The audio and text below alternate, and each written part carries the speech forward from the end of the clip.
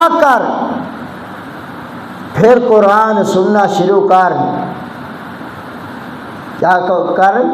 قرآن سننا شروع کر، قرآن پڑھنا شروع کر. اگر اللہ پاک کی ذات اس قرآن کو جنات سنیں، کون سنے گی؟ یہ کلام کون سنے؟ جنات سنیں تو وہ ایمان لے آئیں. آج کا انسان سنے گا وہ ایمان نہیں لائے گا، اور جو ایماندار سنیں گے ان کا ایمان نہیں بڑھے گا، ان کو قرآن سمجھ نہیں آئے گا. ضرور آئے گا.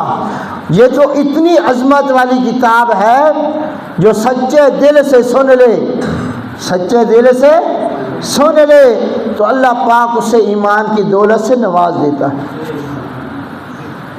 اتنی عظمت والی کتاب اللہ نے مجھے آپ کو عطا فرمائی، اس امت کو عطا فرمائی.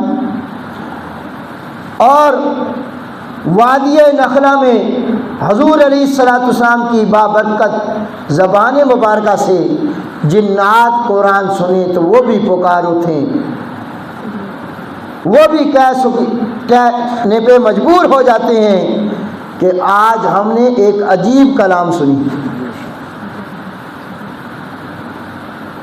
اور اسی وقت وہ کہتے ہیں آمنا بھی، ہم کیا لے آئے. اور یہ کتاب آنے کا مقصد کیا؟ یہدی الی الرشد، یہ بھلائی کی طرف لے کے جاتی ہے. اور اس کتاب کو حضرت عمر رضی اللہ تعالیٰ عنہ دل سے سنے تو اللہ پاک ایمان کی دولت سے نواز دیتا. اور اس کتاب کو عمر بن طفیل دوسی کانوں سے کپاس نکال کے، روئی نکال کے آمنہ کے لال کی زبان سے صبح کے وقت اللہ کی قرآن کی تلاوت سنتا ہے، وہ بھی ایمان لے آتا ہے. اتنی انقلاب لانے والی کتاب اللہ نے عطا کی ہے تو کس امت کو؟ مجھے اور آپ کو. اتنی عظمت والی کتاب، اتنی بابرکت کتاب، اتنی شانہ والی کتاب کہ آپ کے میرے آقا امام الانبیاء حضرت محمد رسول اللہ صلی اللہ علیہ وسلم نے فرمایا کہ جہاں یہ پڑھی جاتی ہے، جہاں تلاوت کی جاتی ہے، وہاں رحمت کے فرشتوں کا نزول شروع ہو جاتا ہے.